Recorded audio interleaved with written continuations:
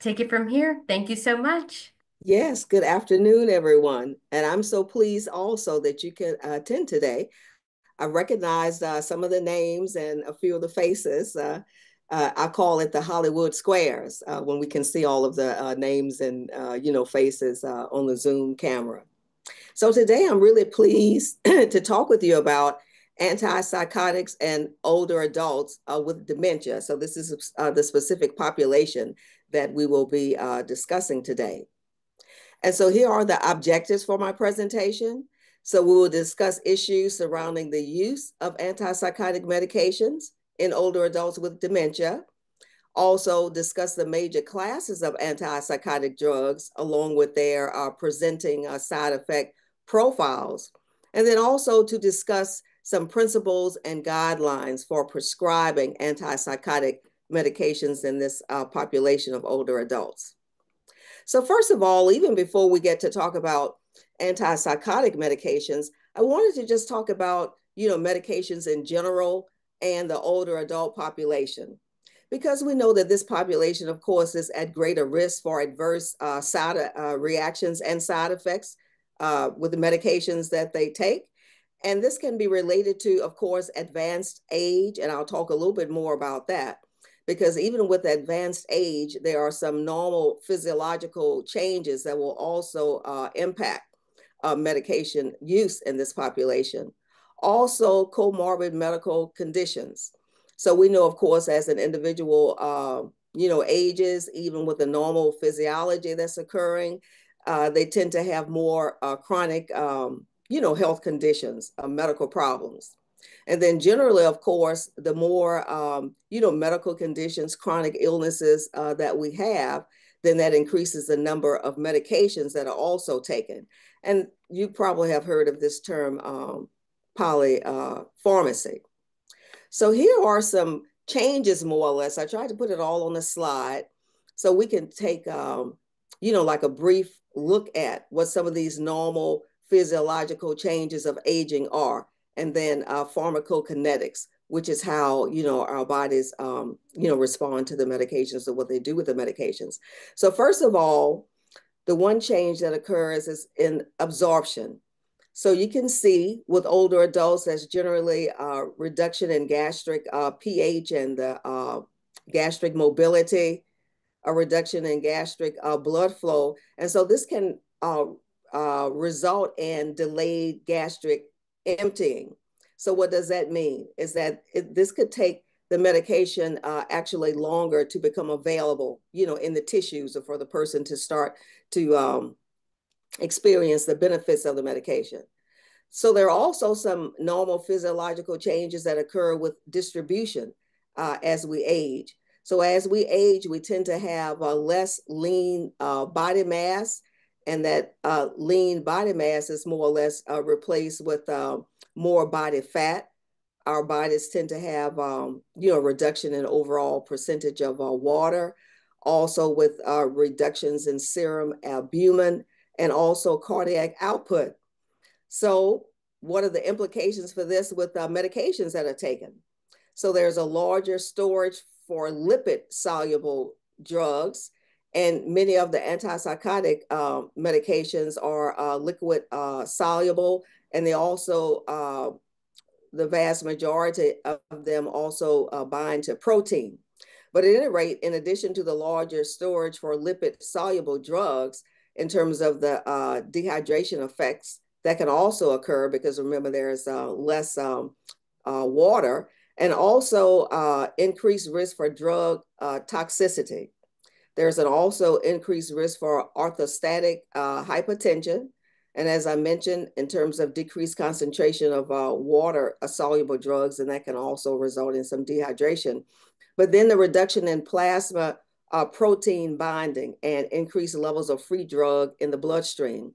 So then many of the antipsychotic drugs, as I mentioned, are protein bound drugs. And so when there's less serum albumin, then the medications then don't necessarily bind to protein as well, and so they're released more into the bloodstream.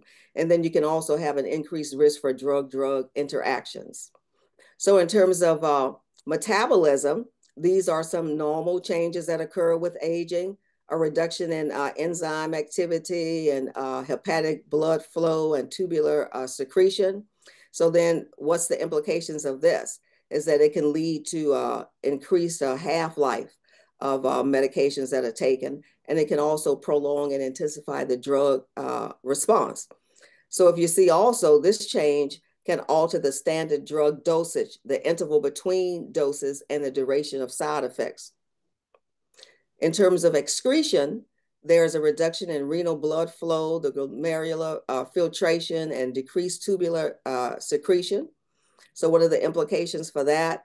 Is that the drugs may take longer, of course, to be eliminated through the body by the kidneys, can have an increased serum drug level, and then the potential for drug toxicity because the drugs are not being eliminated as they should. And you can see that this is the most common etiology or the cause of adverse drug reactions in older adults. It's typically caused by the accumulation of toxic amounts of drugs that are secondary to impaired renal excretion. So now that we have just a snapshot in terms of generally what can happen to medications when they're taken by older adults, let's talk about some of the issues surrounding the use of this class of medications called antipsychotic drugs, and they're also referred to as neuroleptics. So then, in terms of historically, antipsychotic medications are generally prescribed to treat psychosis. And psychosis will generally, of course, be present with delusions and hallucinations. So these drugs were initially prescribed to treat persons with schizophrenia. And so one of the first, antipsychotic medications on the market, maybe around the 1950s or so, was Thorazine.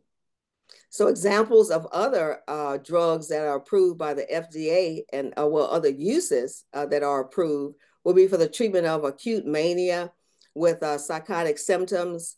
Also, they're prescribed for major depressive disorder with psychotic features. And I know today, all of us, we see the commercials that, come on television now concerning various medications. And oftentimes you will see also that some of the antipsychotic medications are also approved to use with treatment-resistant depression.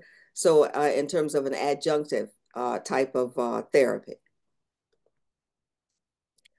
So let's talk a little about off-label versus on-label use of medications.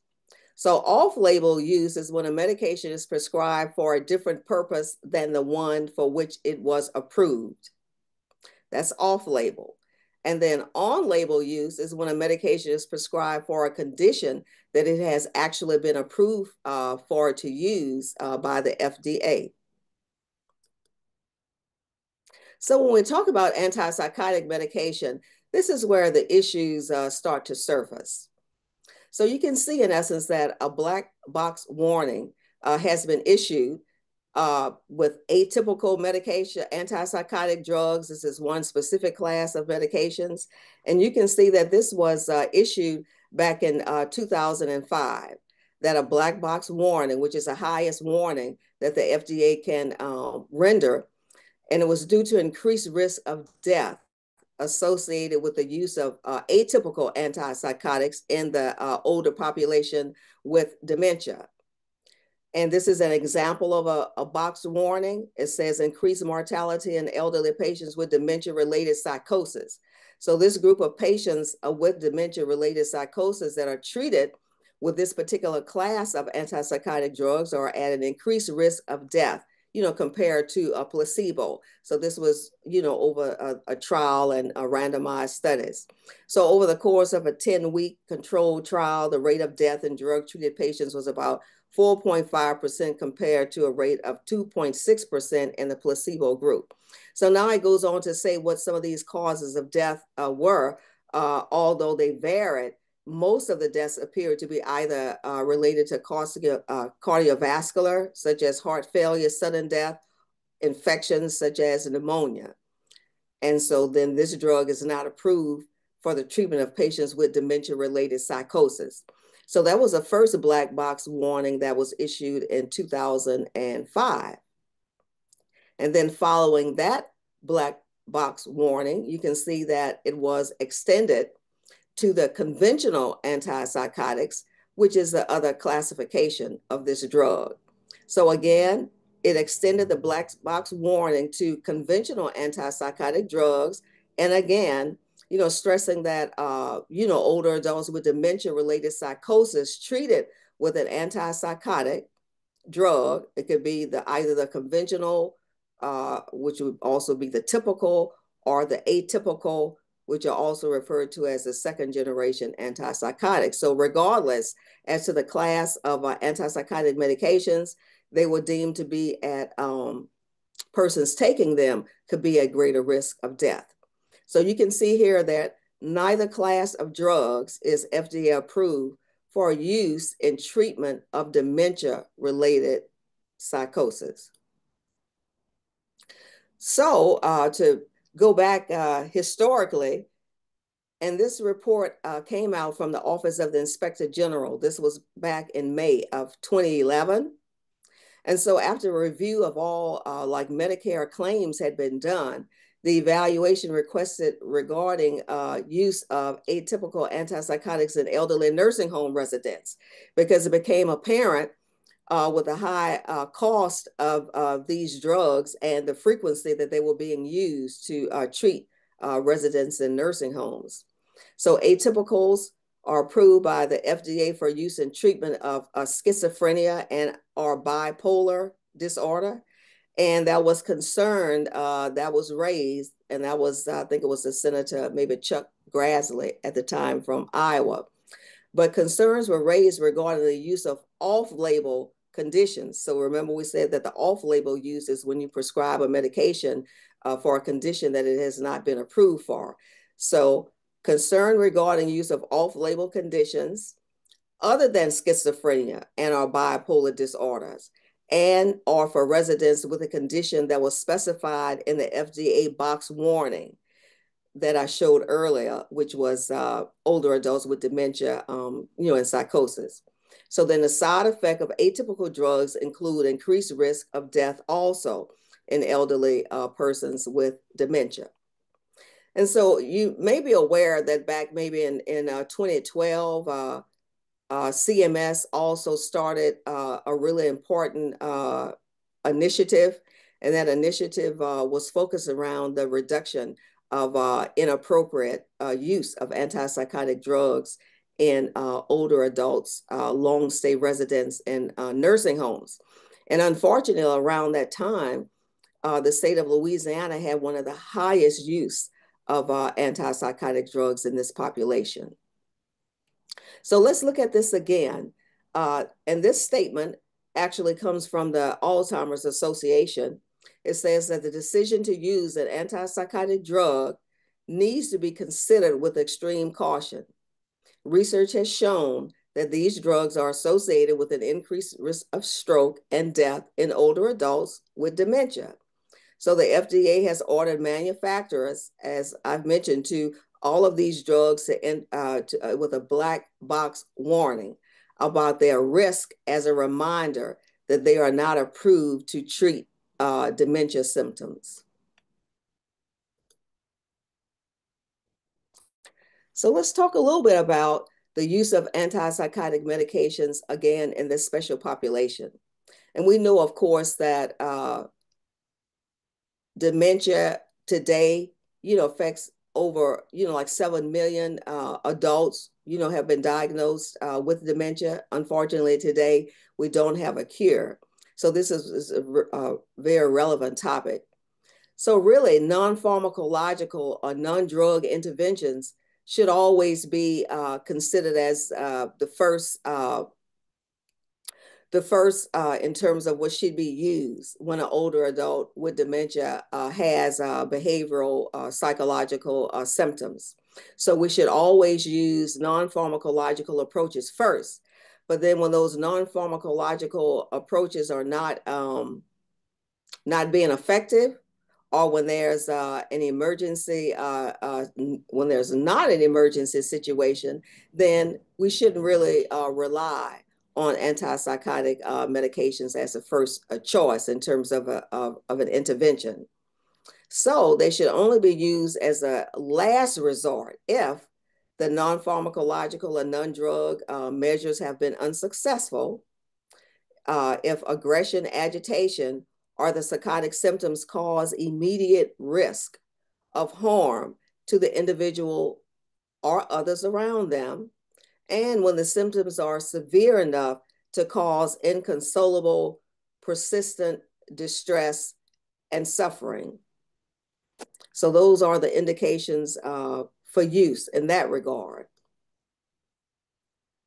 So this gives a review in terms of what would be considered inappropriate treatment targets or inappropriate use of antipsychotic medications. So they wouldn't be appropriate to use due to unsociability, poor self-care, to use when individuals are restless or if they have an impaired memory, if there is inattention or differences to surroundings, even for individuals who are wandering, that's not an appropriate use of an antipsychotic. Neither are antipsychotics appropriate to use when the individual is showing some level of being uncooperative, for verbal expressions of behaviors that are not representing a danger or a threat to others.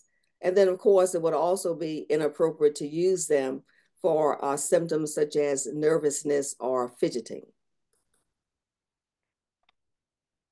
So let's talk a little bit about the classes of antipsychotics.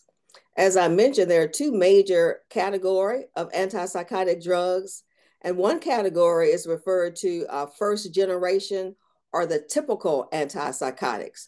And these are examples, and these are the older antipsychotics that you see here. That Thorazine is an example, perhaps the first, antipsychotic that came to market to treat adults with schizophrenia.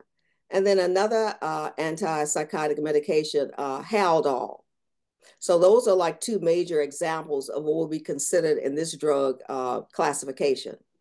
Now, the second drug classification for antipsychotics are referred to as the second generation drugs, and then atypical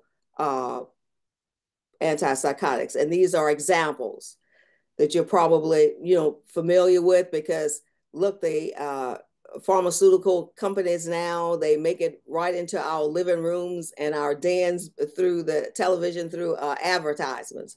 You probably have seen the Abilify, Zyprexa, and then these are the trade names that I'm using. And I also, Seroquel is one, Risperdal is another one, Geodon, Rexulti, and Nuplazid. And I'm going to talk a little bit about those more in specific. So the other names you see are the generic names and then the trade names.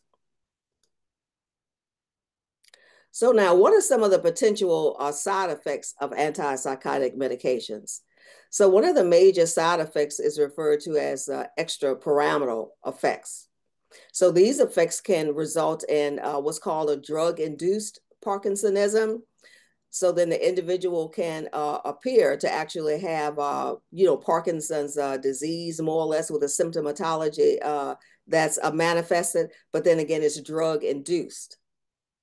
Individuals can also experience what's called akathisia, and this is a restless type of a situation where the individual just really, feels like they just need to move around a lot. It's hard for them to sit still. Their legs are often, even when they're sitting, they're like moving as though like they're marching. And that's called, referred to sometimes as restless legs or akathisia. Another example of an extrapyramidal side effect is dystonia. And these are like involuntary movements that can occur. The neck can become stiff, and the eyes oftentimes can, roll back. And these are really situations that will require some prompt medical attention. And I'll also show you on the slide what that looks like. And then another extrapyramidal side effect is tardive dyskinesia. And this is also involuntary movements that can occur within the body. Oftentimes you'll see individuals with their tongues are moving around. And there's also a commercial that that's on television quite a bit with tardive dyskinesia. And then it shows some of the movements with the person's, tongue moving around. It can also affect, like other muscles in the bodies, the hand to where they can't, hold things, they'll drop things. And another major classification we could say of side effects are referred to as anticholinergic side effects. So some of these side effects include dry mouth, blurred vision, and some of them oftentimes will reduce, over time. And there are some things more or less that we can, can aid to at least reduce, some of the negative effects of the dry mouth, blurred vision, constipation. So it's always important when older adults, especially those with dementia, take some of the antipsychotics due to their anticholinergic effects, because they may not be able to verbalize to us, that they are, constipated. Sometimes they will even develop, fecal impaction. So that's something that we should be monitoring. It can also cause urinary hesitancy and retention. And these medications are also more or less as they have to be carefully monitored and may not be given in individuals who have like enlarged, prostates because of the problems that it can cause with urinary retention. And then due to anticholinergic effects, it can also cause impairment in cognitive functioning and also hallucinations. So these are two major classes of side effects: extrapyramidal, anticholinergic. And then there are also other side effects of antipsychotics. Cardiac related is that they can result in hypotension, reduction in blood pressure. When the person, if they suddenly stand from a sitting position, they can experience what's called orthostatic hypotension. And then also cardiac arrhythmias. Some of the medications can cause a prolongation of the QT interval.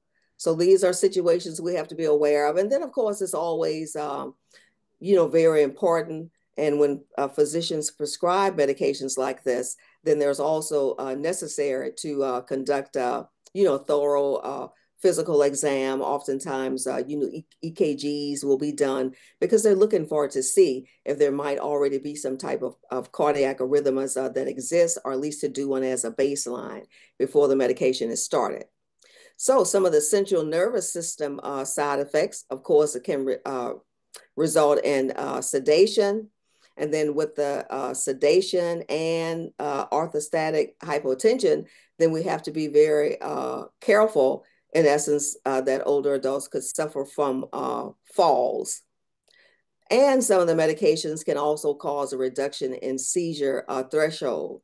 Now, will all older adults who take these medications experience all of these side effects? No, but these are all possible side effects that can occur as a result of taking these meds.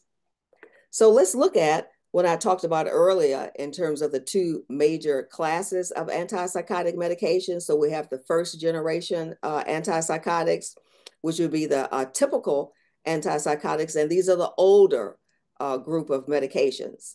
So they tend to work by having a strong blockade of dopamine receptors in the central nervous system. So if you recall, when initially these medications were prescribed to treat primarily individuals with schizophrenia.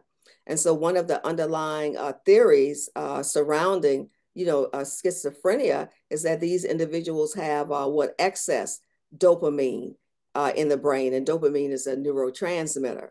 So then the FGAs can cause serious movement disorders known as the extrapyramidal symptoms that I talked about previously. So then the second generation antipsychotics are the atypical ones. They tend to cause moderate blockade of receptors for dopamine. So then they carry a lower risk for the extrapyramidal side effects compared to the older group of medications, the FGAs. But these group of medications also tend to carry a risk for metabolic effects. And so those metabolic effects include weight gain, hyperglycemia, which can also result in, diabetes and dyslipidemia. So generally, when persons are placed on these, medications, it's going to be important that we monitor their weight. Oftentimes, of course, their blood sugars as well, and then their lipid levels. So now this shows a picture, more or less, of what those extrapyramidal side effects look like when they're actually manifesting. So you can see one is the pseudo Parkinsonism, where you see the individual here appears with a stooped posture, a shuffling gait, the rigidity in the extremities, bradykinesia. They'll also have what tremors at rest, and then the pill rolling motion of the hands. So that's called pseudo Parkinsonism because it will actually, mimic in terms of how it appears if a person truly has Parkinson's disease. So another one is akathisia. So again, this is restlessness, especially, in the feet and the legs. Again, these individuals will have, who have at least this particular type of side effect, will have trouble standing still. Oftentimes you'll see them, pacing about, walking back and forth, feet in constant motion, or rocking back and forth, or like a marching, type of movements with the feet and the legs, even when they're sitting. So another EPS symptom is acute dystonia.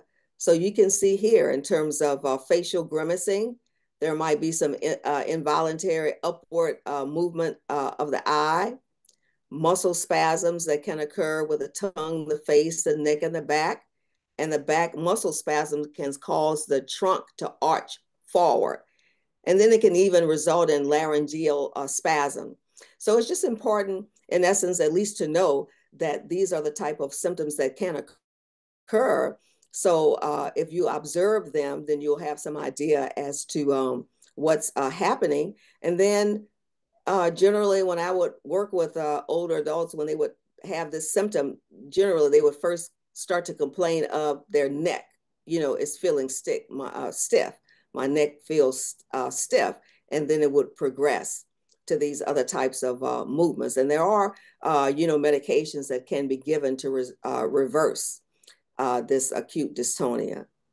And then another side effect is that of tardive dyskinesia, which tends to occur, later in the use of antipsychotic medications. So you'll see some protrusion and rolling of the tongue. As you can see in the picture, there's some sucking and smacking type of movements that will occur with the lips, as if it's in a type of a chewing motion. So there's going to be some facial dyskinesia, and then involuntary movements of the body and extremities. And so this causes a great degree of discomfort for the individual that's experiencing it, and also, some degree of, embarrassment. Unfortunately, the public is not, really aware of what can be the cause, behind these symptoms. And sometimes too, persons will actually stop or discontinue taking medications, and we see this in younger persons as well, just due to some of the, side effects that can occur. So I want to talk a little bit about a particular class of, a medication, Rexulti, and I'm sure that you've seen this advertised on television as well. This is one of the newer ones. And you see that it is atypical antipsychotic, or a second generation drug. Now, it is used to treat agitation. So specifically agitation that is associated with dementia due to Parkinson's disease. So this medication has been approved by the FDA to treat agitation that's associated with dementia due to Alzheimer's disease. But as part of the warning also is that it's also not to be used as a PRN medication or just to be used as needed. So you see, it's the same type of black box warning that says elderly patients with dementia-related psychosis treated with antipsychotic drugs are again at an increased risk of death. And Rexulti is not approved for the treatment of patients with dementia-related psychosis without agitation associated with dementia due to Alzheimer's disease. So the person actually has to have agitation that's associated with dementia due to Alzheimer's disease. So this is another one of the newer medications is Nuplazid. You probably have seen this advertised on television. I see it quite a bit myself. So this is another atypical antipsychotic medication, second generation. And you can see that it has been approved by the FDA for treatment of hallucinations and delusions that are associated with Parkinson's disease. You can see that it's not approved for treatment of patients with dementia-related psychosis that is unrelated to Parkinson's disease, hallucinations, and delusions. So again, this is a warning that comes with it. Elderly patients with dementia-related psychosis treated with antipsychotic drugs, again, are at an increased risk of death.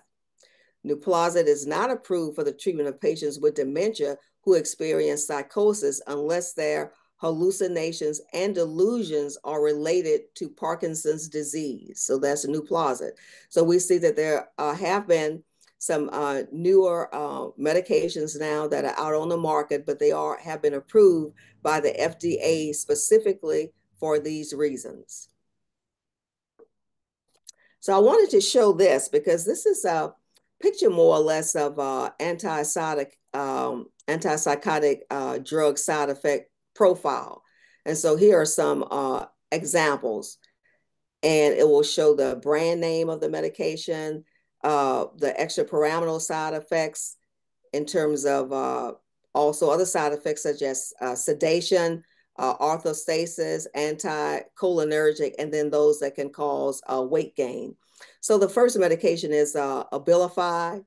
And so you can see in terms of what the ledger is at the bottom of the slide with the one like plus so across would show that there's a low, like low incidence of this occurring.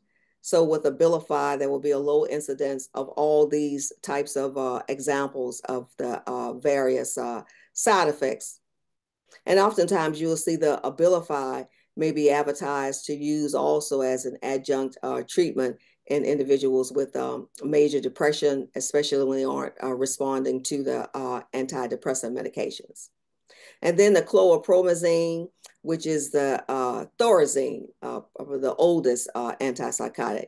So see how that differs in terms of its degree of, you can say frequency of symptoms, these symptoms that can occur. So you see that the 3 would be moderately high in terms of the extrapyramidal symptoms that we talked about earlier. Also its effect on causing sedation, orthostatic hypotension. You can see it has a high anticholinergic effects also, and it's a little lower in weight gain. So now clozapine is a medication. I mean, we don't see it used in older adults, with dementia, but it is one of the atypical antipsychotic medications that's often given for individuals who have treatment-resistant, schizophrenia, like as a last alternative when none of the other antipsychotic medications have, shown to be beneficial. And then it's prescribed with much caution due to the serious side effects that can occur. And namely, that's what the agranulocytosis that actually impacts the white blood cells. So you can see it's low in EPS, but look, it's very high in sedation, very high in its ability to cause orthostatic hypotension, very high in anticholinergic effects and also in weight gain. So then let's look at Haldol, which is really one of the older antipsychotic medications that we still see used somewhat today. So you see that it is highest in EPS, and that's in the extrapyramidal symptoms that we talked about, earlier, like the akathisia, the, acute dystonic reactions, and also with the tardive dyskinesia. But you can see that it's low in sedation, orthostasis, also low in anticholinergic effects, and also low in weight gain. So another medication, we look at Zyprexa, you see, in terms of with the 2 would be moderate, with EPS, sedation, orthostasis all the way across. And then also with the Seroquel, this is also a atypical antipsychotic. You see it tends to be a little more sedating with orthostasis as well, and then also a weight gain. And so remember that I mentioned that some of the newer atypical antipsychotic drugs can tend to cause the metabolic syndrome, and then the weight gain is, one of the effects that can occur, in addition to the raised blood sugar and dyslipidemia. And then with the Seroquel, we see how that works also. And the Invega, we see that it's higher in EPS, sedation, orthostasis, again, in weight gain. But the Zyprexa tends to cause a little more weight gain than some of the other drugs. And then also with the Risperidol, you can see in terms of how it kind of stands in comparison or contrast to other antipsychotic medications, and then with the Geodon. So, physicians will take this in consideration, of course, when they are prescribing any type of antipsychotic. And it's not to say that one medication may be necessarily more, superior in terms of its benefits than the other, but they're always concerned, of course, with the side effect risk and profiles. So I wanted to also talk a little bit about antipsychotic use in persons with Lewy body dementia of Lewy bodies. So these persons are diagnosed with Lewy body dementia, have a gradual decline in their ability to think, and then have at least 2 of the following. So they will have some varying alertness and thinking functions.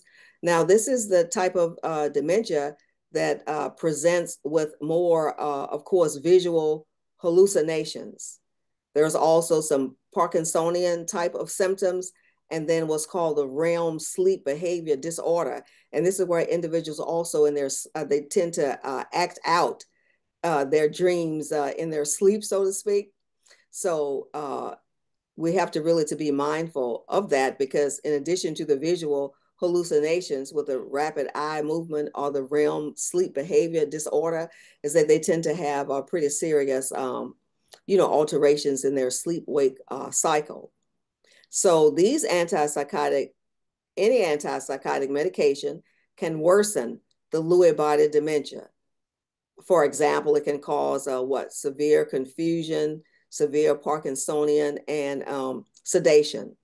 So then it's important also that if you have a relative that has, Lewy body dementia, even if you have to take them to the emergency room for a particular problem or issue, then it's always, good to stress, of course, that your relative has this specific type of, dementia. And so they are really, hypersensitive to antipsychotic, medications, and so that they will know that they would have to use very, very extreme caution, or to avoid, if at all possible, and only to be given in an emergency type of situation.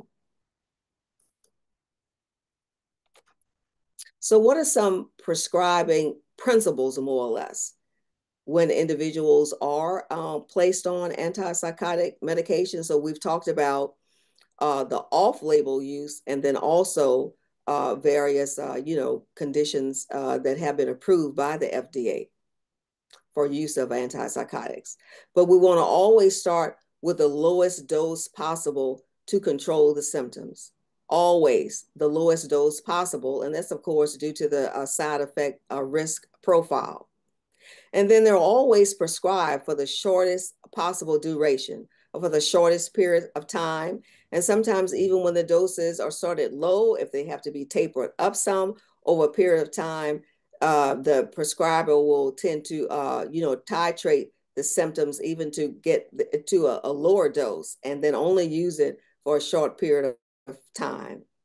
So also to monitor for the development of side effects over the course of the treatment. Some of the side effects can occur, early on in the use of these medications, and some can occur later. So it's always important for that prescriber to educate the caregivers regarding potential side effects. So that would be in terms of, what to expect, what to look for, what type of symptoms, side effects will manifest, what they look like, and then out of those side effects, which ones are important to report immediately. So the risk and the benefits should always be considered. So now generally, second generation antipsychotics may be preferable over the first generation ones due to their more favorable side effects or safety profiles. But we know, generally speaking, either class of medications, will cause, side effects. But overall, the first generation ones the side effects tend to be fewer and less severe. So it's always important also for caregivers to stay informed. So when you take your, loved one to the physician prescriber and they're placed on these, medications, then you need to ask, if it's not explained to you clearly, what are the symptoms and the behaviors for which this medication is being given. So what specific symptoms are the medications addressing? Because that's the only way that you will be able to see more or less if there's some improvement. So then again, when should we expect some improvements, to occur over what, period of time? They generally don't start to work, instantly. And then are there warning signs that would indicate that the medication isn't working as it's intended to? And so those are warning signs that you should be aware of, and then you would also know what to report. So in terms of the side effects, what are the possible side effects that can occur, when my relative is taking this medication? And then again, which side effects might be considered minor, but which would be severe and would need to be reported to the physician or to the prescriber?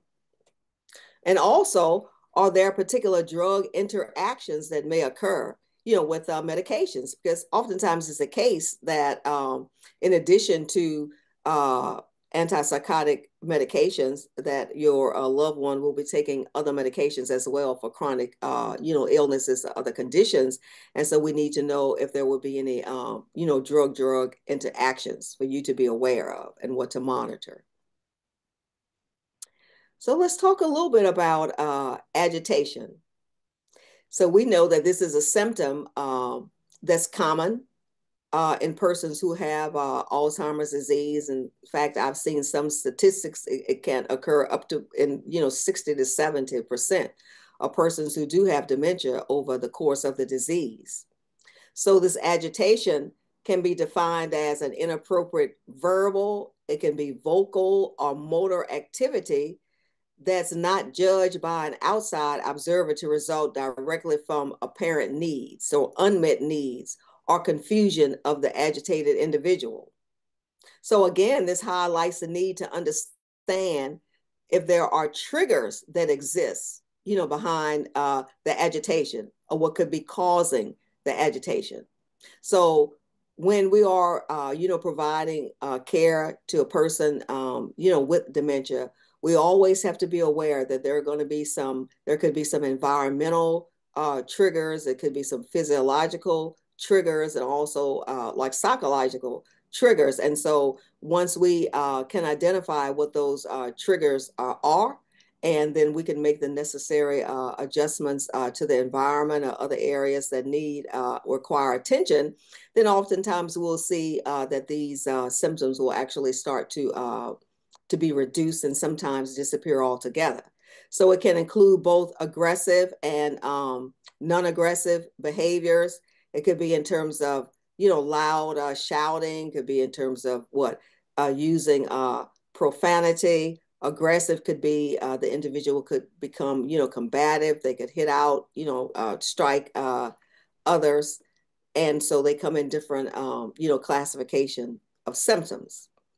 So these are some of those common behavioral triggers that I mentioned. So some can be environmental.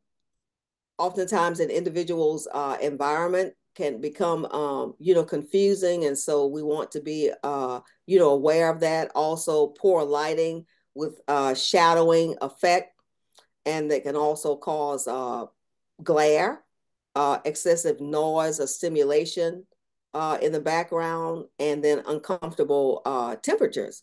Because remember, oftentimes individuals with dementia, they aren't able to express themselves, verbally. And so we know that behavioral symptoms are a way, more or less, is that how they communicate. So psychological could be in terms of anger, if they are fearful, loneliness, burden, boredom, frustration, apathy. And then from a physical perspective, the individual could be hungry. Pain is something that we should always assess for as well when a person, becomes, agitated. Look, it could be in terms of dental problems that they might be, experiencing from severe arthritic pain, neuropathy. It could be even in terms of thirst, dehydration. And remember, I mentioned also about the constipation. Some of the medications have the anticholinergic effect. They tend to have a drying effect. And so it can result in constipation, even fecal impaction. The individual can be, fatigue. They can have an infection. It could be something like a bladder infection, pneumonia. And then also be aware that older adults can have atypical presentation to illnesses. So whereas a younger person with a, bladder infection might, complain, of course, of a urinary, frequency, maybe some discomfort when, urinating. They may even run elevated temperature.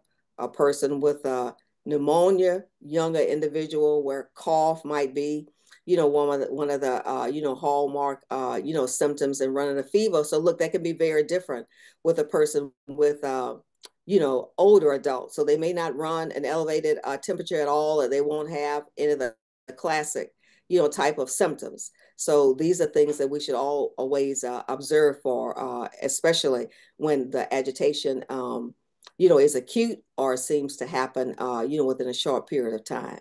And then, of course, adverse effects from other medications that the individual may be taking.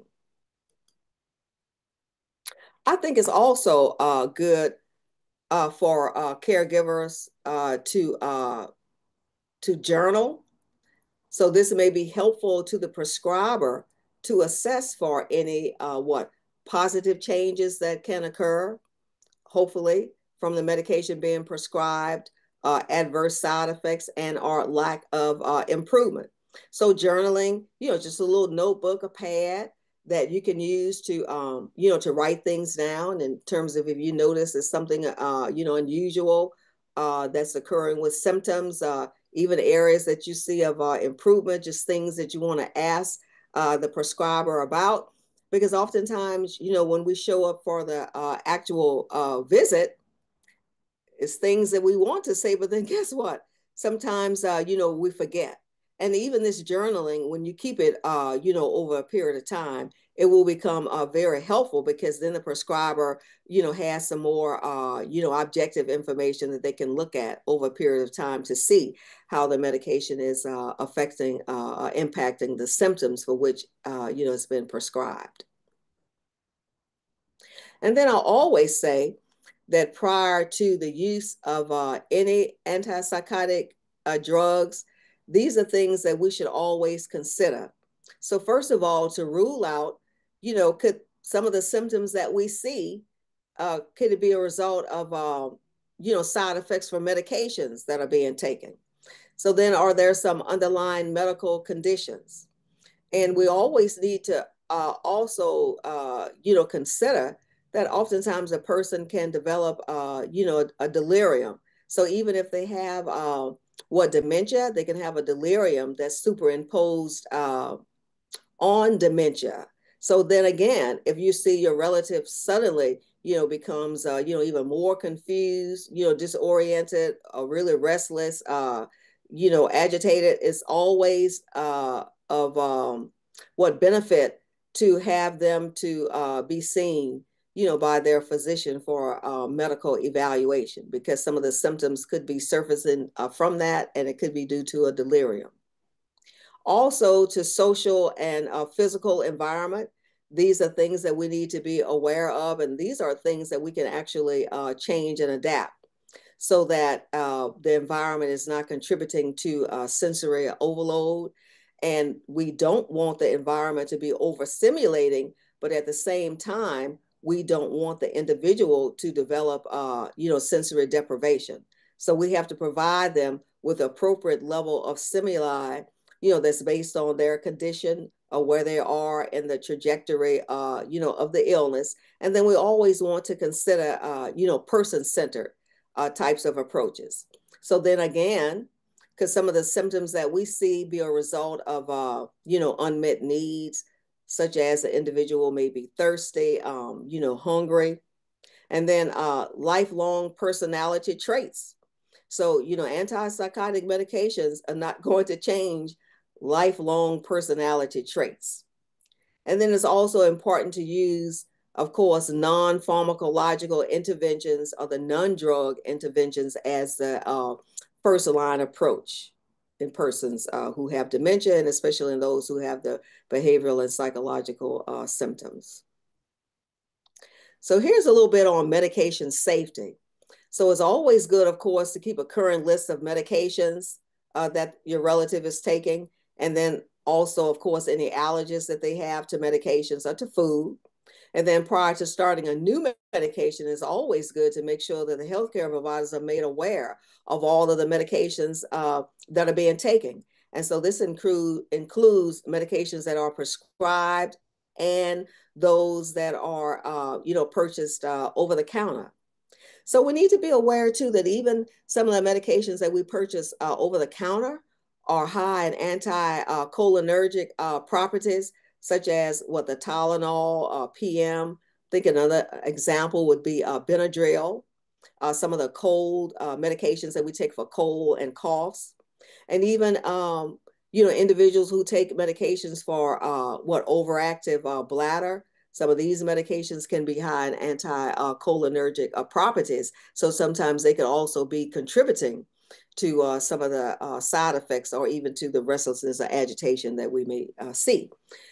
Of course, it's important to store medications in a safe place, to only use them as prescribed, and don't double up on missed doses of medications, or don't double up on medications if you see perhaps, the symptoms may be getting worse and you say, oh, well, maybe I can give an extra pill.